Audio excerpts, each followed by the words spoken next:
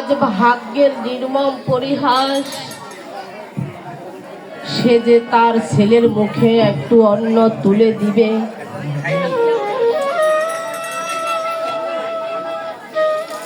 তার আজ সে দেওয়ার মতো কোনো সামর্থ্য তার আর কাছে ছিল না। দেখেন, একদিন সেই দুই হস্তে অনেক দান করেছিলেন। রাজা হরিশ্চন্দ্রের দানের কোনো তুলনা হয় না। আজ সৃষ্টিকর্তা তাকে এমন জায়গায় দাঁড় করিয়েছে, সে যে নিজে এক মুষ্টি অন্ন সে যে এই ক্ষুধার জন্য সে নিবারণ করবে, তার পুত্রকে যে সে এক মুষ্টি খাবার দেবে, আজ তার কাছে সে দেওয়ার মতো কিছু নেই। আমাদের এই মানব জনম, আমরা এই মানব জনম পেয়েছি। আজ আমাদের 10 তলা বিল্ডিং আছে, 10 কানি সম্পত্তি আছে। আর যেই দিন মজুর সেই ভিক্ষা করে করে খায়, একদিন যখন সবাই এই পৃথিবী থেকে আমরা চলে যাব, সবার জন্য সেই 3.5 হাত জায়গা ছাড়া আর অন্য বেশি কিছু যাবে না। তাই আমাদের এই মানব জন্ম পেয়ে কিসের এত গৌরব, কিসের এত অহংকার? আমরা এই পৃথিবীতে এসেছি 2 দিনের, এই যে 2 দিনের জন্য আমরা বেড়াতে এসেছি। মেয়ে যেমন বাবার বাড়িতে যায় 1 সপ্তাহের জন্য বেড়াইতে, যখন 1 সপ্তাহ আসে আবার সে স্বামীর বাড়িতে ফিরে আসে। তদ্রূপ আমরাও এই ভাবের মাঝে আমরা বেড়াতে এসেছি। যতদিন পর্যন্ত আমাদের বেড়ানোর বিষয় নিয়ে আমরা পৃথিবীতে এসেছি, তার উপরে আমরা একদিনও থাকতে পারবো না। এই জন্য যতদিন আমরা এই পৃথিবীতে থাকি, আমরা যতদিন পৃথিবীতে থাকি, যাতে সবার সাথে ভাই বন্ধু, এই যে বাবা মা বলে সবাইকে সম্বোধন জানিয়ে সবার সাথে মিলেমিশে যেতে পারি। শুধু শুধু টাকা পয়সার অহংকার করে কোনো লাভ হবে না। ধর্ম যদি একবার দেখেন, যত অহংকার করবেন ততই আপনার পতন হবে। অহংকার মানে পতন। আজ রাজাও হইয়াছে, আজ সেই 1 মুঠ খাওয়া তার সন্তানকে দিতে পারে নাই। যখন সে রাজ্যের মাঝে তার ছেলেকে ভিক্ষা মাগিয়ে কিছু খাবার দিলেন, আর এদিকে তার সময় অতিবাহিত হইতে যাইতেছে, তখন তার স্ত্রী সব্যা বললেন, ওগো স্বামী, স্বামী গো, তুমি আমাকে ওই কাশিদাম বাজারে বিক্রি করে তুমি যেই কড়ি পাবে, সেই কড়ি দিয়ে তুমি ওই মুনি দানের দক্ষিণা দিয়ে দাও। এই ছাড়া তো আমাদের কাছে আর কোনো উপায় নেই। আমরা কেমন করে মুনির ধানের দক্ষিণা আমরা দেব? আর এদিকে তখন রাজা হরিশ্চন্দ্র ভাবলেন, আমি কেমন করে এই সব্যাকে, আমি অন্যের হাতে তুলে দেব? আবার এই সব্যাকে আমি চন্দ্র সূর্য সাক্ষী করে আমি এই সব্যাকে আমি বিয়ে করেছি। আজকে আমাকে এই সব্যাকে আমি কেমন করে অন্যের দাসত্ব খাটার জন্য আমি তাকে বিক্রি করিয়ে দেব? আর এদিকে সব্যা বলছেন, স্বামী তুমি কেঁদো না, তোমার সুখে আমার সুখ, তোমার শান্তিতে আমার শান্তি। তোমার সম্মানে আমার সম্মান। তোমাকে যদি কেউ অপমান করে তাতে আমার কিছু কোনো সহ্য হবে না। আমি স্বচ্ছন্দে আমি নিজেই এই বাজারে বিক্রি হয়ে যাব। আর এদিকে কাশিরাম বাজারে গিয়ে তখন সব্যাকে নিয়ে গমন করিলেন। আর সব্যাকে নিয়ে এই কাশিরাম বাজারে গিয়ে তখন রাজা হরিশ্চন্দ্র ডাকিতে লাগলেন, কে কে দাসী নিবে, কে দাসী নিবে আমার কাছ থেকে? ওরে এই বাজারে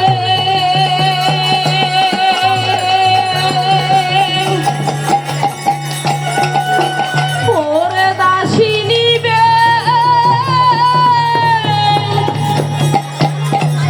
কে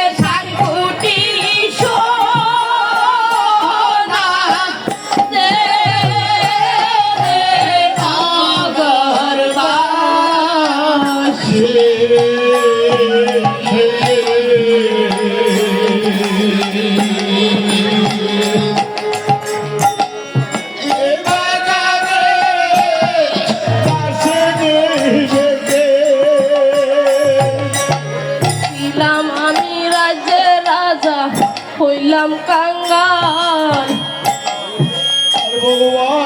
ওরে ভূমির কারণে আমি ওরে হেলাম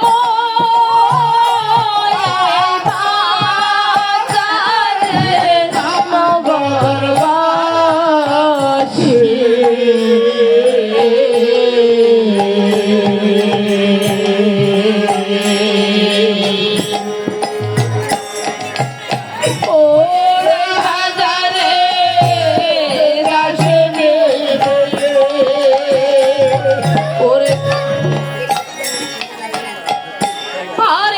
যখন এই দাসীর কথা শুনলেন, এক ব্রাহ্মণ এসে তখন সাক্ষাৎ এসে দাঁড়ালেন।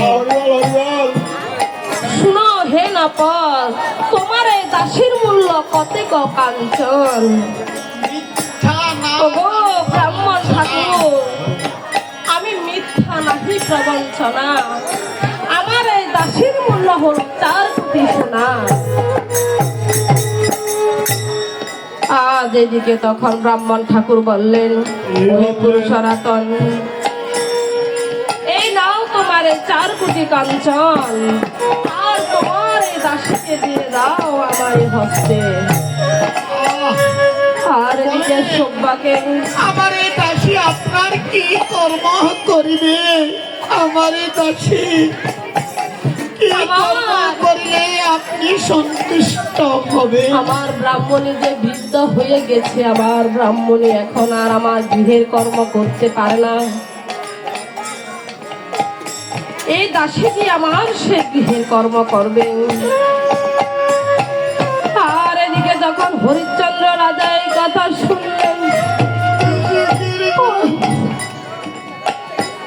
হরিশ্চন্দ্র রাজার হৃদয়ে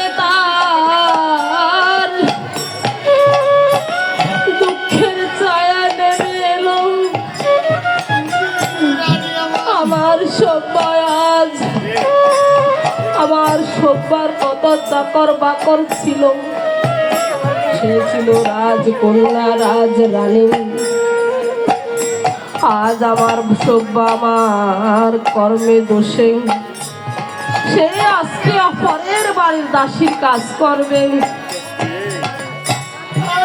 আমি কেমন করে এই সব্বাকে আমি এই দাসীর কাজ করাতে যাব? আমি তো পারতেছি না, আমার এই সব্বাকে দাসীর কাজ দিয়ে আমি কেমন করে থাকবো? আর এদিকে তখন ব্রাহ্মণ ঠাকুর যখন সব্বাকে নিয়ে যাচ্ছে, আর এই যে ছোট পুত্র রোহিদাস আছে, রোহিদাস এইদিকে মা মা বলে রোহিদাস তখন কাঁদতে লাগলেন।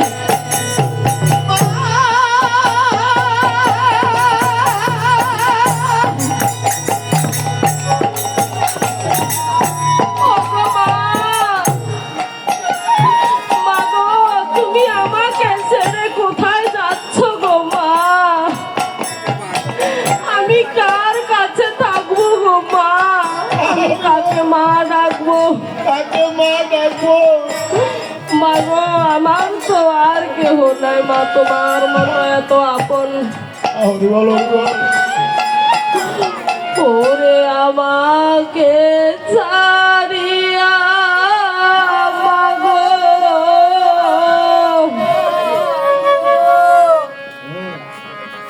ওরে কোথায় চইলে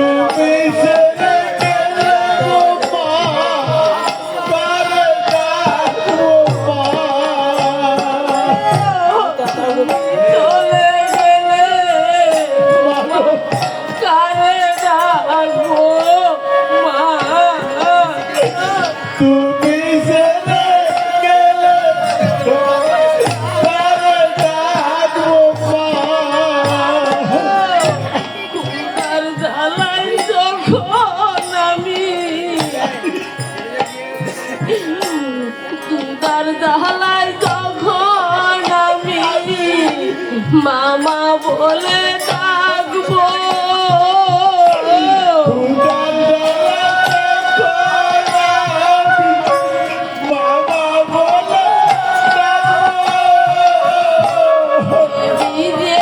খাবার তুলে কে নিবে কোলে?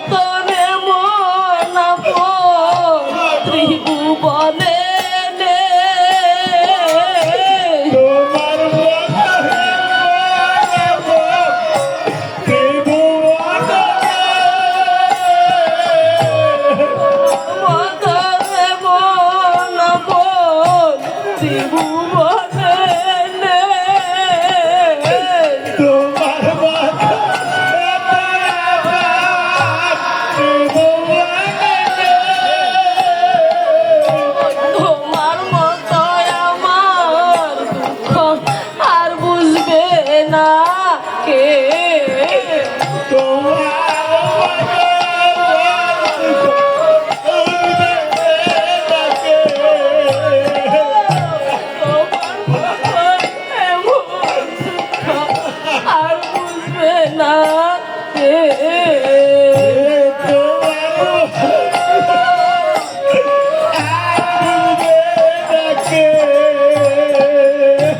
মায়ের মতন এমন ধরদি আর তো কেহ নাই মায়ের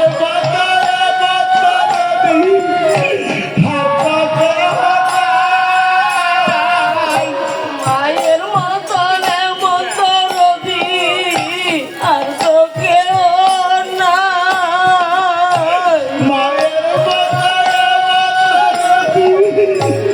আর তো কেউ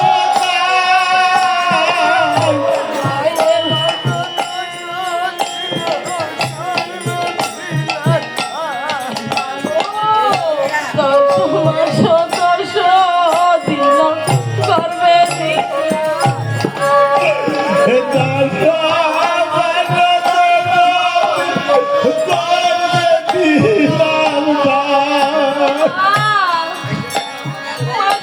তুমি আমাকে ছেড়ে কোথায় যাচ্ছ মা? আমি কার কাছে থাকবো মাগো? আমি কার কাছে থাকবো মা?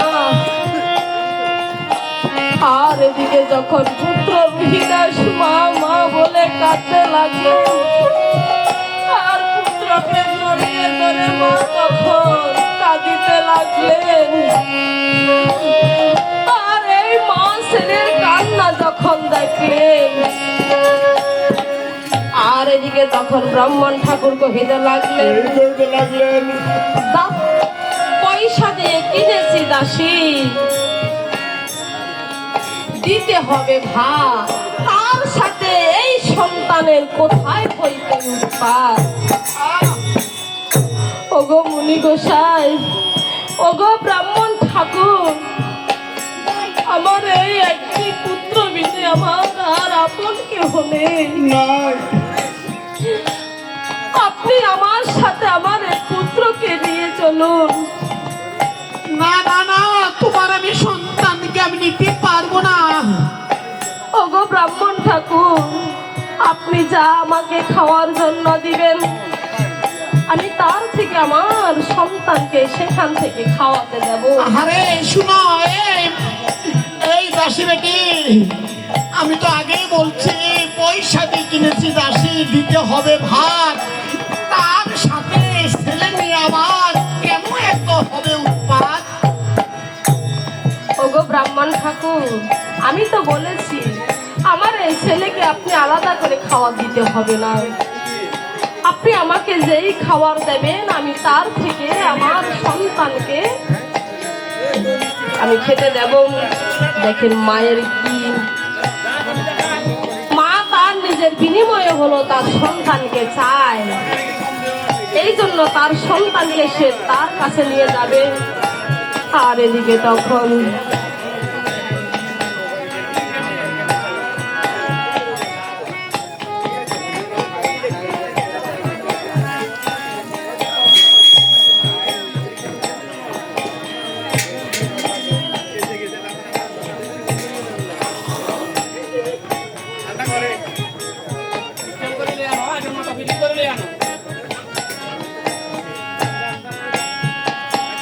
আর এদিকে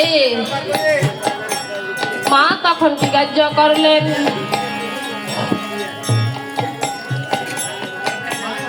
বস্তু এমন এক ধন,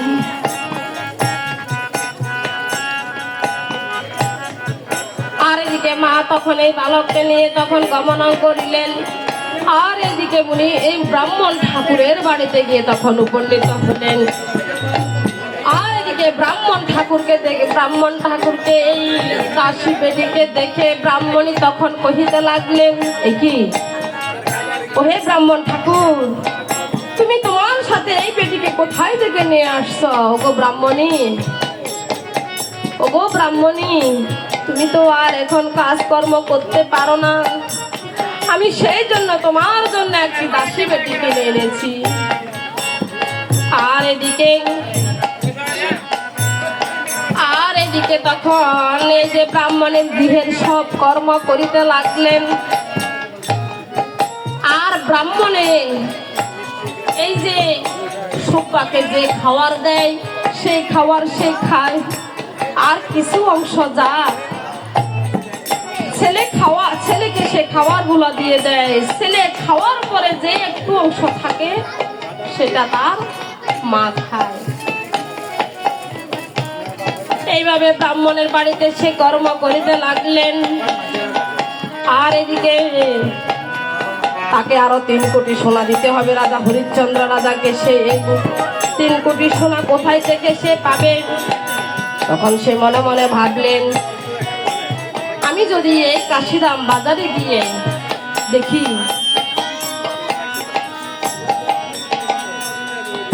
এই বারাণসীর তীরে এই কাশিরাম বাজারে আমি গিয়ে দেখব কেউ নপর কেন নাই কিনা এই বাজারে।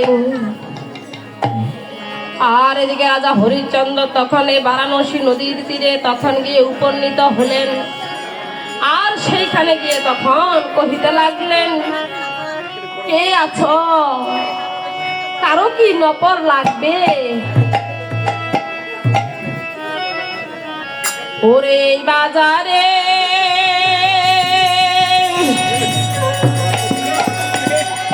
ওরে নপর নিবে কে?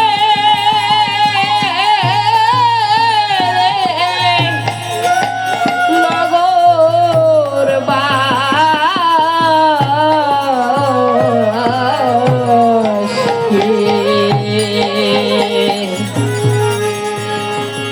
ও এই বাজারে নপর নিবে কে?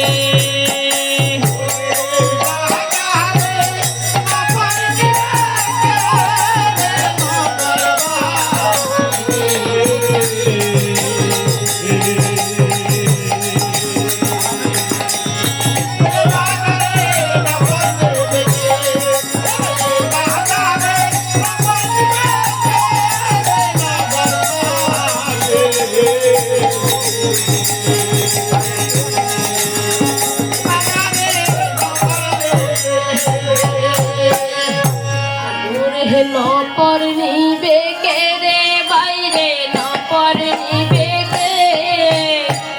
আমার অয়ালয়ে এসে ওরে 3 কোটি সোনা হাতে রে নগরবাসী।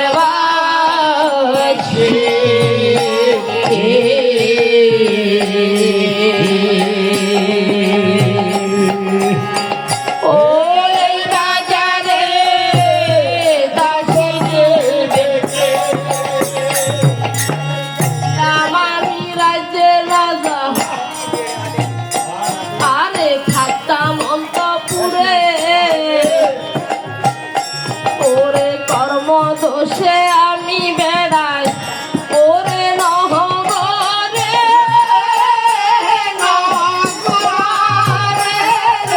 নগরবাসী।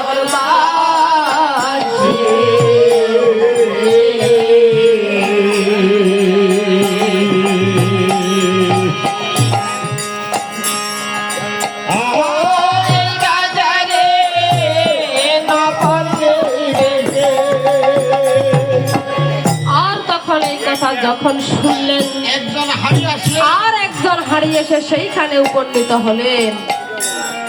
আর সে হাড়ি এসে তখন রাজাকে কহিতে লাগলেন, সোনা দিয়ে মন তোমার মূল্য বলো কতেক কাঞ্চন? মিথ্যা না জানি প্রবঞ্চনা, আমার এই নফরের মূল্য হবে 3 কোটি সোনা। আর এদিকে তখন এই কথা যখন রাজা হরিশ্চন্দ্রকে বললেন, রাজা হরিশ্চন্দ্র এই কথা যখন হাড়িকে বললেন, আচ্ছা ঠিক আছে হে নপর, আমি তোমাকে এই 3 কোটি সোনা দিয়ে আমি ক্রয় করলাম। তবে তোমার কর্ম কি তুমি জানো? বলেন আমাকে কি কর্ম করিতে হবে? আমার এই বারাণসীর তীরে এই যে শ্মশান আছে, সেই শ্মশানে তুমি মরা পোড়াইবে, একজন মরা পোড়াইতে তোমাকে 50 ক্রাউন করে নিতে হবে। কি ওই বারাণসীর তীরে মরা পোড়াইতে আমাকে 50 কাহন করে নিতে হবে? হ্যাঁ হ্যাঁ, আর কি করবে জানো? এই যে আমি কি নগদ নেবো নাকি? সম্পূর্ণ নগদ নিতে হবে, সেইখানে কোনো বাকি কাউকে তুমি পোড়াইতে পারবে না। আর কি করবে জানো? বলো। আমার যে শুকরের পাল আছে, আচ্ছা সেই শুকরের পাল তুমি রক্ষণাবেক্ষণ করবে। আচ্ছা আর যে শুকরের মলমূত্র যে আছে, তা তুমি হস্ত দিয়ে পরিষ্কার করবে। কি আমার এই শুকরের মলমূত্র তুমি পরিষ্কার করবে। আমি কেমন করে আমি এই হস্ত দিয়ে আমি পরিষ্কার করবো? ওগো হারি, আমি এই হস্ত দিয়ে কত দান কত দক্ষিণা আমি দিয়েছি। এই হস্তখানা দান আর দক্ষিণার হাত আমি যদি এই মলমূত্র শুকরের হস্তে যদি স্পর্শ করাই, তাহলে আমার দেহ খানা অপবিত্র হয়ে যাবে। কেন কেন? হে না পর, এই যে তুমি বলছো তোমার এই 2 হস্ত দিয়ে তুমি অনেক দান দক্ষিণা করেছো, হ্যাঁ, অনেক পুণ্যের কাজ তুমি করেছো, আর বলছো তোমার এই হস্ত দিয়ে তুমি শুকরের মলমূত্র পরিষ্কার করতে পারবে না। শুকরের মলমূত্র তোমাকে পরিষ্কার করতে হবে না কেন?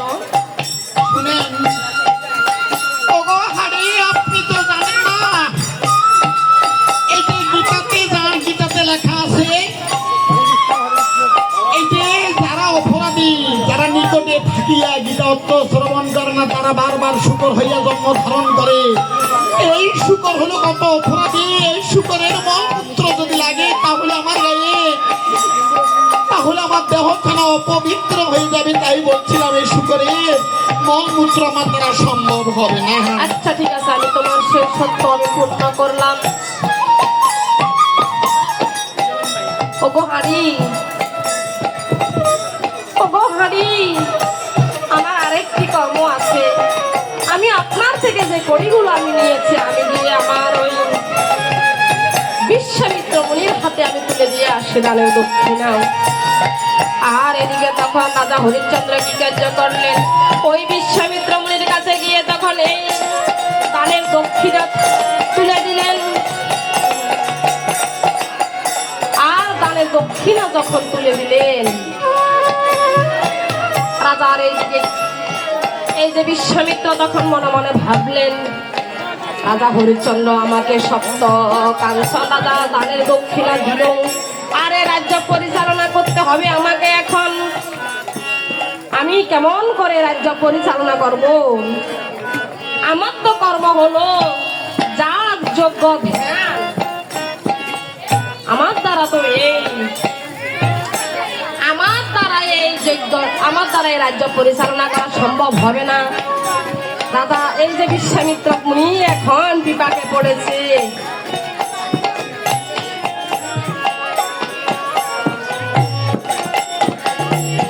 এবার ভাগে পড়েছে কলে, এবার ভাগে পড়েছে কলে, এবার ভাগে পড়েছে কলে, এবার ভাগে পড়েছে কলে, এবার ভাগে পড়েছে কলে, এবার ভাগে পড়েছে কলে, এবার ভাগে পড়েছে কলে, এবার ভাগে পড়েছে কলে। যতই করলা পাহালাপি পারবে না আর গায়ের জোরে ভাগে পড়েছে কলে, এবার ভাগে পড়েছে কলে। আরে যতই করবা পারবে না তো গায়ের জোরে ভাগে পড়েছে কলে, এবার ভাগে পড়েছে কলে। বিশ্বামিত্র মুনি এই যে রাজাকে বিপাকে পড়ার জন্য সে চোখের মুখে কি করলো জানেন? আরে চোখের মুখে দিয়ে হেলাম, এখন কেন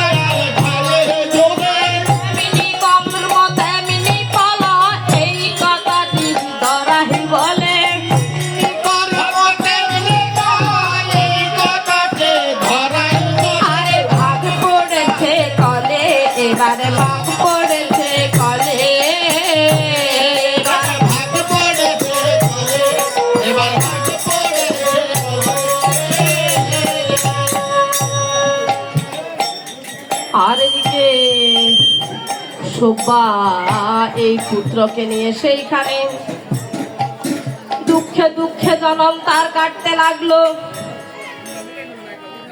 এই যে সুব্বা যেমন হৃষ্টপুষ্ট, যেমন দেখতে সুন্দরী ছিলেন, আজ সুব্বার নয়নের দিকে তাকানো যাচ্ছে না, তার শরীরের দিকে তাকানো যাচ্ছে না। আর এদিকে তখন এই দৃশ্য ব্রাহ্মণ ঠাকুরের নয়নে পড়লে,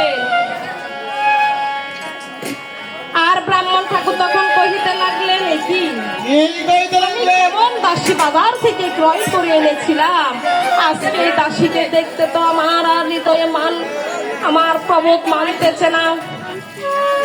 ওহে দাসী, আমি তোমাকে একটা কাজ করতে বলবো, তুমি সেটা করতে পারবে? তোমার যে পুত্র আছে তাকে আমার এই পূজার জন্য প্রত্যেকদিন ফুল তুলে নিয়ে আসতে হবে। তুমি তোমার খাবার খাবে, আর তোমার সন্তানের যে খাওয়ার প্রয়োজন আমি তাকে সেই খাবার দেব।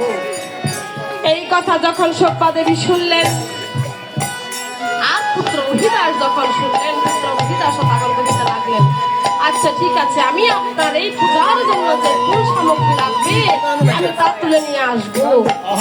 আর এই যে তখন পুত্র রহিদাস এই বনের মধ্যে গিয়ে সেখান থেকে ফুল তুলে নিয়ে আসে।